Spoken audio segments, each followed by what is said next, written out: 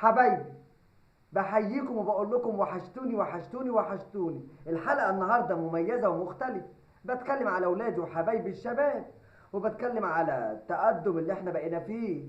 وبقول لكم ايه، الحلقة النهاردة فيها مواضيع عن الشباب وعن مشاكلهم. وهناخد أول اتصال ونقول ألو. أيوة، ازيك يا وزة؟ ربنا يخليك يا حبيبتي. بتكلميني منين؟ من سماعة الموبايل؟ لا دي خفة دم يا روح امك. ايوه يا ام فتحي، تصوري ما بعرفش اذاكر ابدا غير لما لازم اكون بسمع اغاني. ومن سمعك يا وزة. عارفة يا بنت، الواد ابني فتحي برضه بيذاكر على المهرجانات. بس انا يا اختي كنت عايز اسألك، لما بتذاكري على المهرجانات بتعرفي تركزي وتجاوبي على الأسئلة؟ إلهي يوكسكم انتوا الاتنين.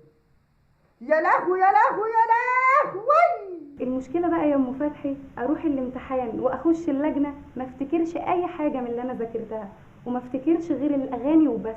وجع في فخادك يا عزة.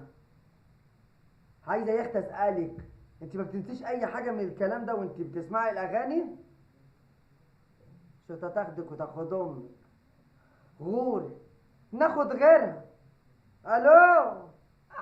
ايوه مين؟ اهلا يا رامي. قول مشكلتك يا رامي يا اخوي، وانجز بقى.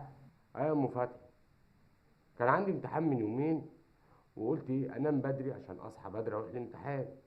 وبعد لما نمت حلمت خير، اللهم اجعله خير، ان جالنا ضيوف وسهروا عندنا.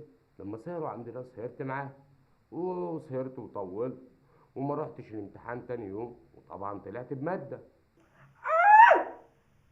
ايه يا اختي العيال السيس دي؟ ما قدرتش يا اخويا ليه تسيب الحلم وتصحى بدري وتروح امتحانك؟ يعني ام النوم واسيب الضيوف يا ام فتحي؟ ما شاء الله عليك يا اخويا، صاحب واجب يا واد. ده هي فيكوا في ضيوفك. ناخد غيره.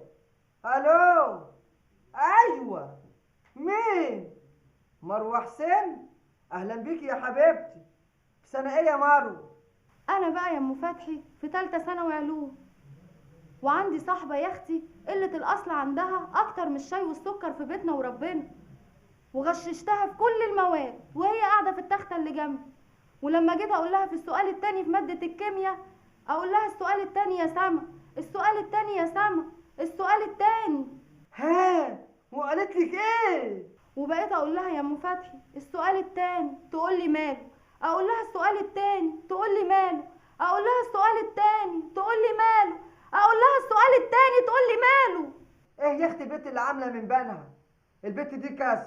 تقولي لها السؤال التاني تقول لك ماله، تقولي لها السؤال التاني تقول لك ماله. قولي لها يا اختي بيسلم عليكي. امال ايه؟ حق بطلوا ده واسمعوا ده. شو تاخدك وتاخدها. غوروا بقى. هناخد غيرها. الو.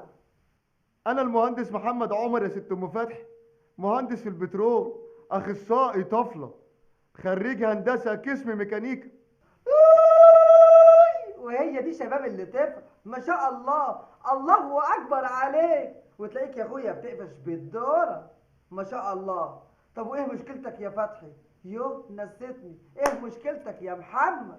أنا أتعس واحد في الحظ في حياتي يا أم فتحي. يا لهوي يا لهوي، ليه كفالة الشر يا اخويا؟ مهندس قد الدنيا وزي الفل، وعندك مشاكل وحظك في الدنيا قليل. طب قول لي حظك وحش ليه؟ صحابي كلهم اتجوزوا وأنا لسه زي ما أنا ما عملتش حاجة لنفسي. عندك مثلا عادل صاحبي لسه خاطب من 4 أيام، وشوقي دفعتي لسه كاتب كتابه الأسبوع اللي فات، وجرجس يا أم فتحي اتجوز ومراته حامل. أما فوزي اللي كنا بنتريق عليه وبنديله على قفاه اتجوز وراح يقضي شهر العسل في الساحل الشمالي. طب وانت؟ أنا اللي كنت بروح أبارك لهم.